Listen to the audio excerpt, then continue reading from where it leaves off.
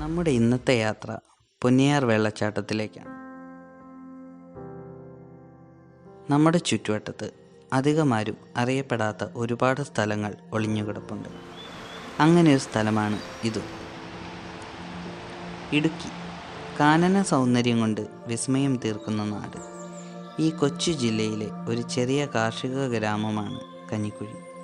ഇവിടെ നിന്നും ഏകദേശം 5 കിലോമീറ്റർ സഞ്ചരിച്ചാൽ ഇടുക്കിയിലെ അതിരപ്പള്ളി എന്നറിയപ്പെടുന്ന പൊന്നിയാർ വെള്ളച്ചാട്ടത്തിലേക്ക് എത്താം. ഞങ്ങളുടെ ഇവിടുത്തെ കാഴ്ചപ്പാടുകൾ.